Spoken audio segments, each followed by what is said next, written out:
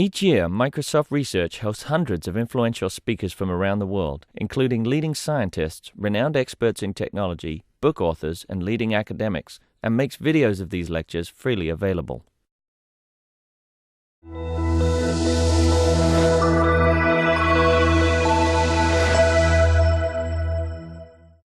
Next up, we have UCLA, University of California in Los Angeles, the Digital Media Program.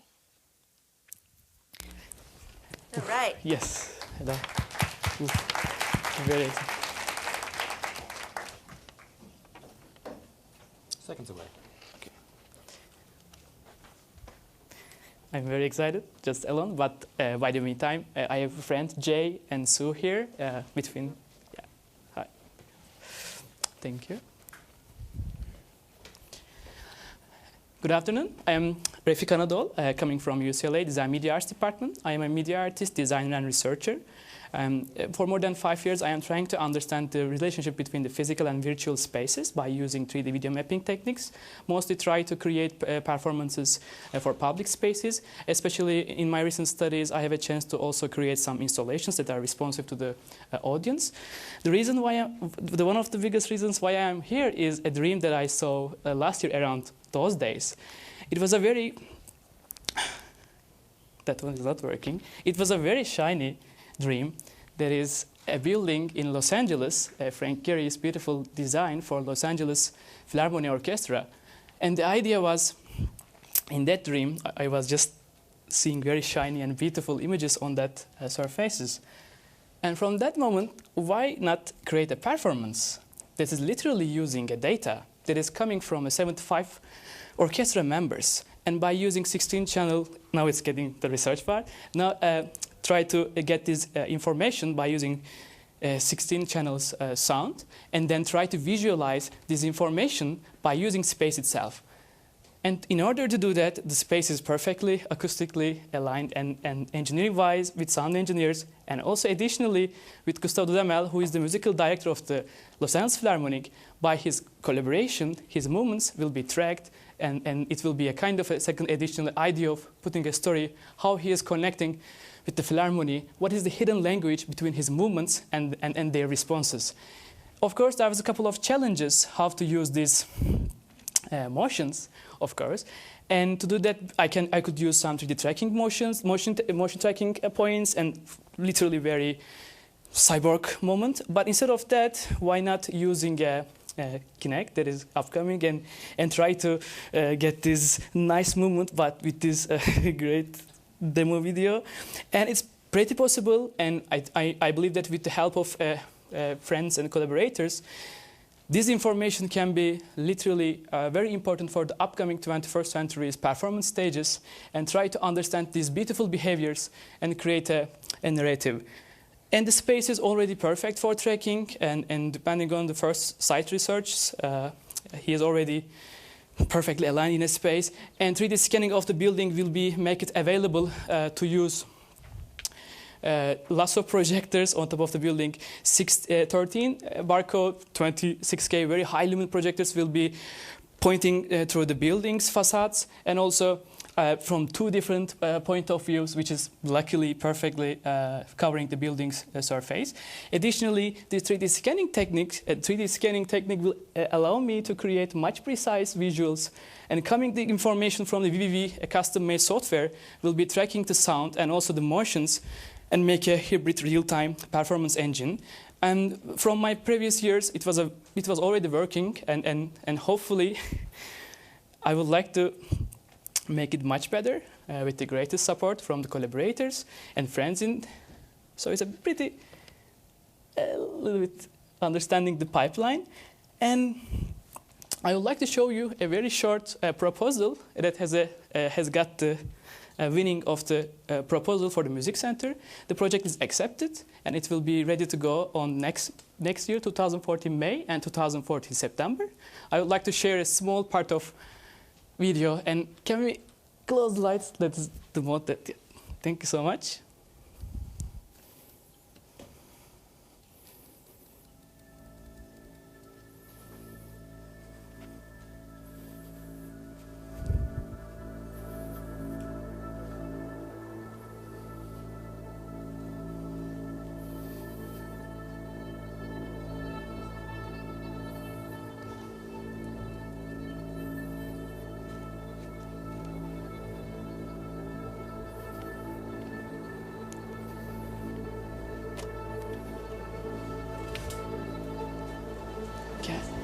Can you hide the sound? It's a little low. Sorry.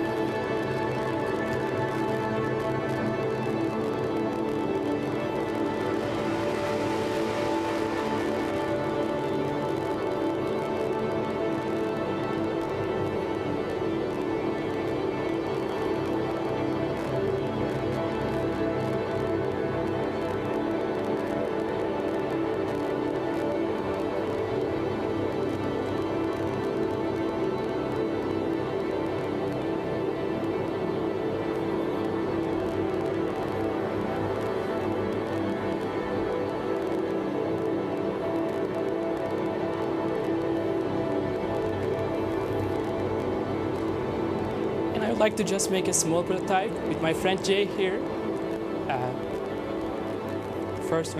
Very first prototype of the idea. That will be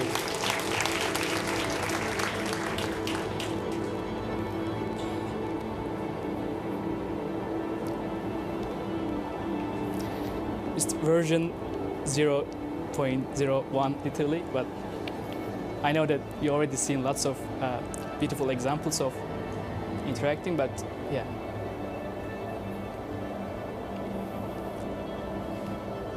Thank you so much.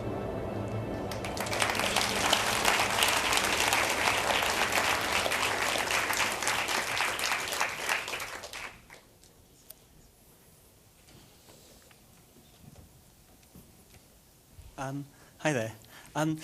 Really curious about the last piece you just showed, where the lines and the movement of the body seem to really work well together with the performances. I'm curious as to, with the animation you've shown, how you'll get that quality of curation through the motion of a person, and whether you'd be better off actually just simply animating. Can you? Yeah, I think this is a one-year experience that is upcoming right now. Yep. So the idea is first, like literally creating a cinematic experience. So I will be creating mood boards. So each mood board will be exactly rehearsal stages will be there, and hopefully from previous researches, previous experiments, I can with that tool, it's pretty possible to almost create very realistic and almost like a pre-rendered world of visuals. It's pretty organic to connect the motions to the idea of animating. So it's pretty possible.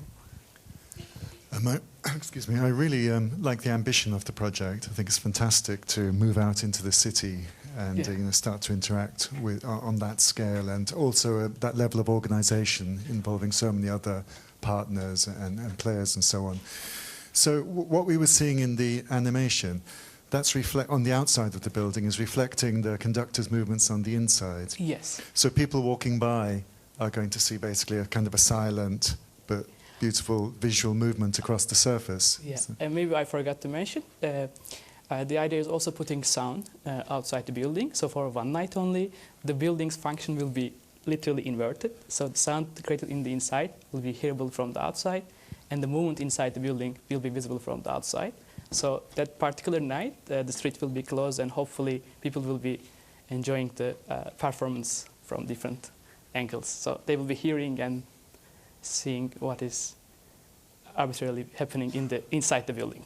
Okay, then I don't have a question.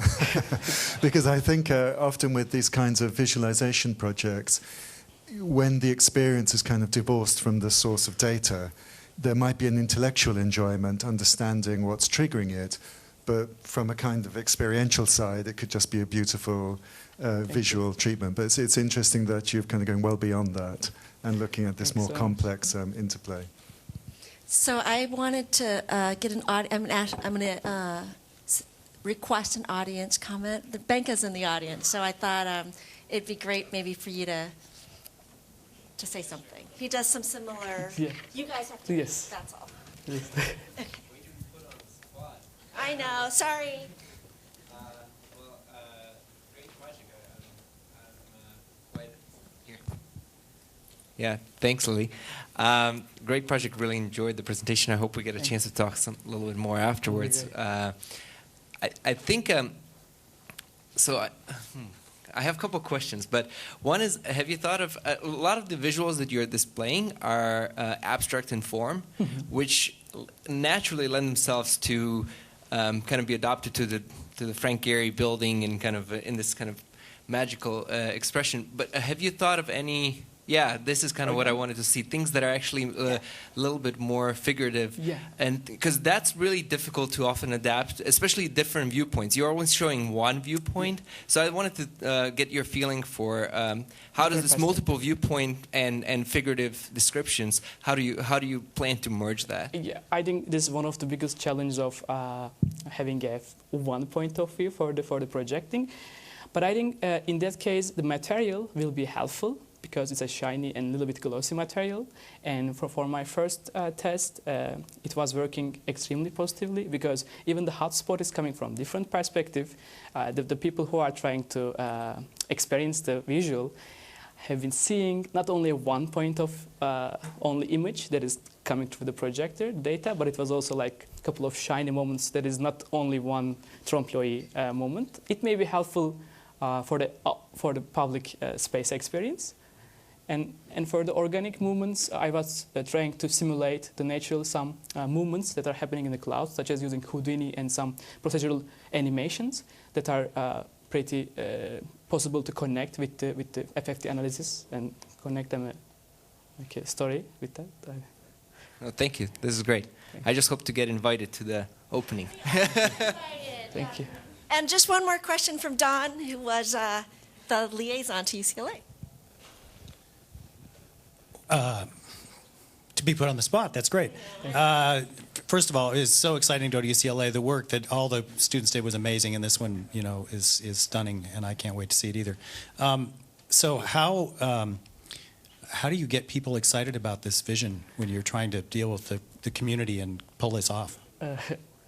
The video that I share with you was the perfect starting point to show the idea. So they were not real-time visuals, but they were just hypothetically try to highlight that is it possible to activate this space by data, and can we do that moment? And hopefully people love the idea, and 1 year of research is upcoming. All right, one more question. It's kind of a comment. I don't know if you've been down to the Seattle Art Museum. We have a new giant LED panel on both sides of the corner, and it's by an artist named Doug Aiken. And all of the imagery and things that are all triggered based on environmental factors, the traffic walking, people walking by, and all kinds of climate, everything. So you might take a look at that. It's gotten a huge reception downtown. Thank you. All right. Well, thank you so much. That was very inspiring. Thank you so much.